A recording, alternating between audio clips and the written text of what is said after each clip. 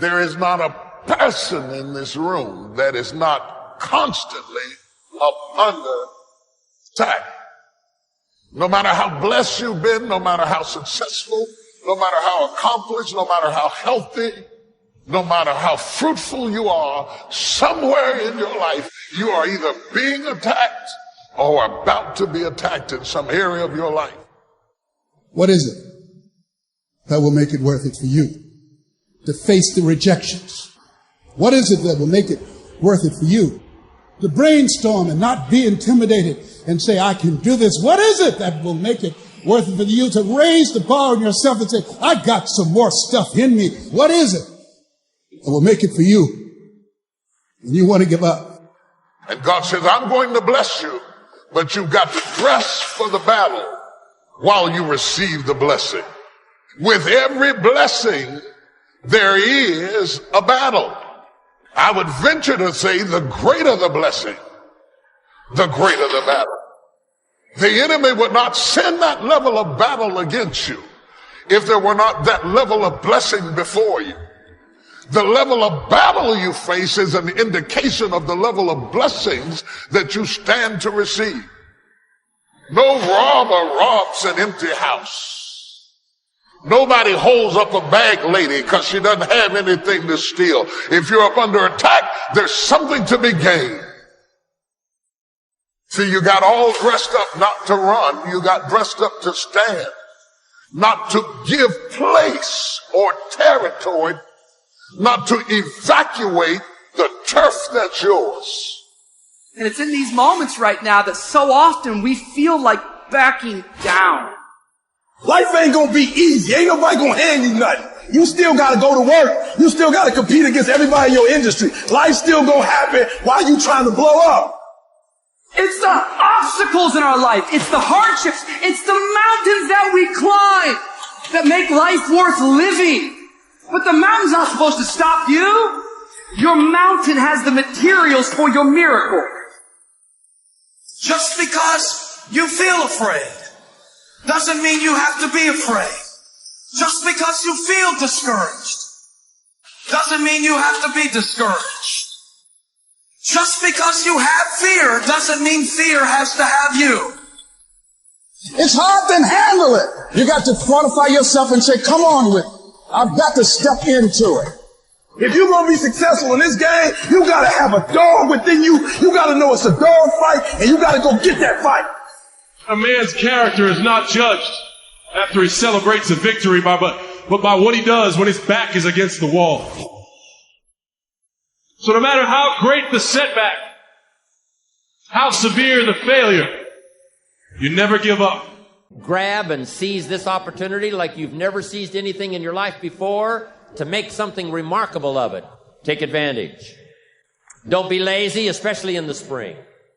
Don't be distracted, especially in the spring. You've got to take advantage of every spring that comes because there's only a handful. Life isn't forever. It finally comes to an end. One of the Beatles wrote, all things must pass. The sunrise doesn't last all day. Spring doesn't last all summer. The sunset doesn't last all night. We all have periods of time, pieces of time. And when those pieces of time comes, what you've got to do is take advantage of each time that comes. At the longest, life is brief. At the longest, life is just a small period of time. So don't waste your springs. Don't waste the opportunity to talk to someone. Don't waste the opportunity to have a meeting. Don't waste the opportunity to come to next extravaganza. Don't waste the chance. Each spring that comes, take advantage of them because there's just a few. Don't let them all pass. Take advantage. Now here's number 3. In the course of the seasons, 1 is the winter, 2 is the spring, 3 is the summer. The summer is called challenging time. In the summer, we've got 2 things going for us. 1 is opportunity, but the other is to watch out for your enemies.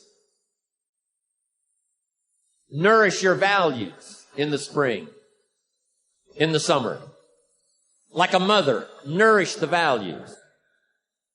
Distributors you've got, make sure that they get plenty of nourishment from you, plenty of training from you, plenty of understanding from you.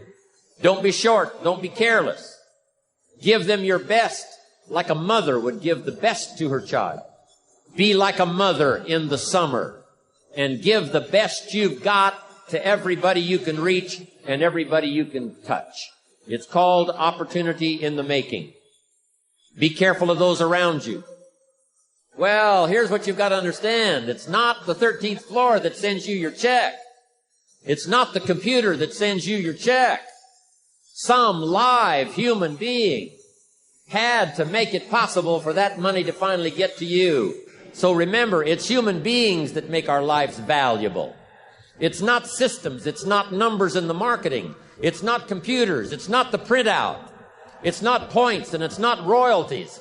What makes us all rich beyond our wildest imagination is people. So be mindful of investing in the summer in every person you can possibly invest in. They will make you wealthy. Of course you struggle to remember it in your day-to-day life because life is difficult and it's harder to do things than not to do them, and it's harder to do them well than to do them badly.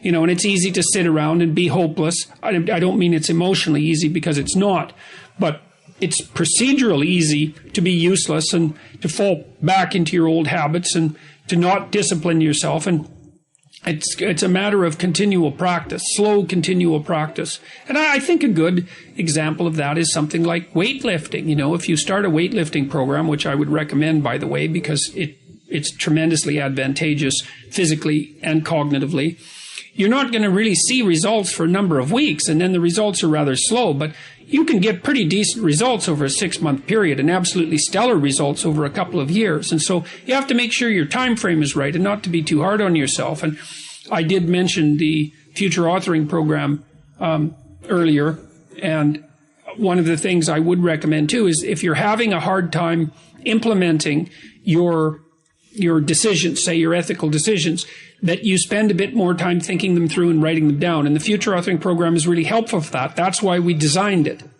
And so get your goals straight and continue to practice every day. And if you're not succeeding, then make your goals slightly smaller. You want to make your goals large enough so that they challenge you, but small enough so that you have a reasonable probability of succeeding at them on a day-to-day basis.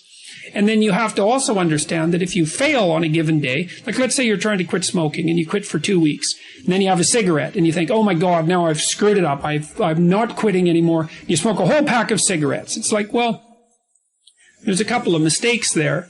And one is, well, just because you had a cigarette doesn't mean you failed. It just means that you had a cigarette. You can start stopping again the next day. And the fact that you had one cigarette in the last 2 weeks is a hell of a lot better than the 2 weeks that you had before that. And so you've got to be realistically humble. You've got to be ambitious enough in your goals so that you're pursuing something that you regard as truly meaningful and worthwhile. You know, and maybe you can judge that to some degree if you think about someone you love attempting the same thing and think about how you would feel if they managed it. And if you would feel good, then that's probably a good what would you say? That would be a good evaluation strategy to use on yourself. So you want your goals to be of sufficient nobility so that you can live with yourself properly if you're pursuing them, but you want them to be small enough so that you have a reasonable probability of implementing them.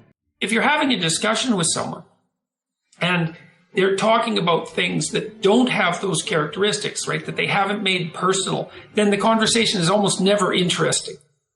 It's because the person they really are an empty shell through which ideology, cliches and slogans are pouring. There's nothing about that that's compelling because you don't see the grappling. You don't see that the other person has grappled with the ideas and come to their own unique conclusions. And it really is in that mingling of the abstract and the particular that compelling wisdom is to be found. And so that's